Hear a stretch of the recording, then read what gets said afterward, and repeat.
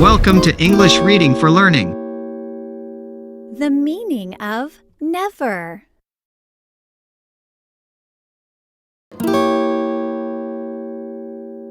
Giotto and his mother sat in the outdoor kitchen behind their house. Giotto's mother stirred the groundnuts she was roasting in a clay pot over firewood, while Giotto read a book aloud in English. Giotto was the best reader in his class, but he didn't always like reading to his mother. She spoke only Isan, one of the languages in Nigeria where they lived. Wasn't it a waste of time to read to someone who couldn't understand? His mother didn't even realize when he made mistakes. Still, she insisted he read aloud every day. "It seems like a nice story," she said in Isan. Giotto fanned away smoke. His mother emptied the nuts into a tray and rubbed hot handfuls between her palms. When she blew on the nuts, their skins floated to the ground like feathers. "Let's bottle these when you finish reading," she said. Giotto shook his head. He had so much homework to do. "I'll never finish reading." He said never in English because there was no word for never in Isan. "What's never?" she asked. Giotto cleared his throat to speak in his important voice, the one he used for explaining English words.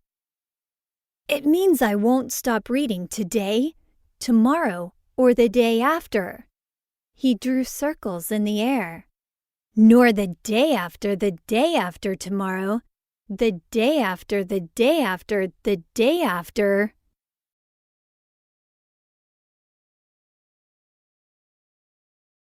"Oh, okay, that's forever," his mother said. Giotto stared at the nuts. Each one was cream-colored and whole. His stomach rumbled. "Now would be a good time to stop reading and eat some," he thought, but he couldn't ask. It was just a short while after he'd talked about never. He thought about the big circles he'd drawn in the air to help his mother understand the word. Maybe he could explain that never didn't mean he couldn't stop to eat. Giotto's mother whistled. Tam-Tam, their goat, trotted up to them. Giotto flared his nostrils so he could smell goat milk air as his mother milked her. Tam-Tam's milk was the best he'd ever tasted. Giotto's mother fed her plenty of mint leaves. Giotto needed to take his mind off food. "Mama, why do you make me read to you even though you don't understand?"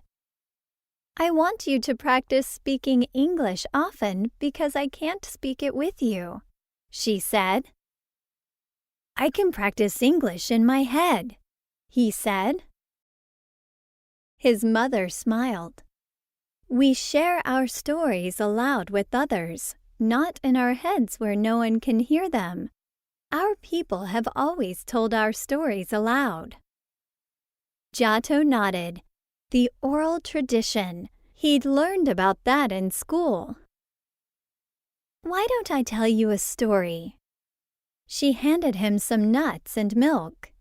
"You can eat while I talk." He ate as she began. The story was about a young man named Canadoran who wanted to marry a princess.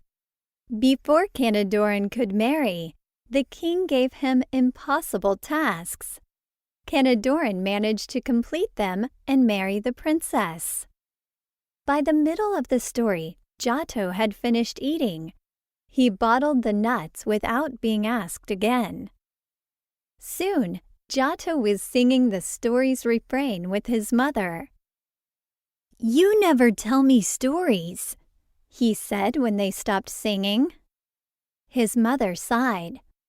"I used to, but when you started school, I wanted you to focus on English."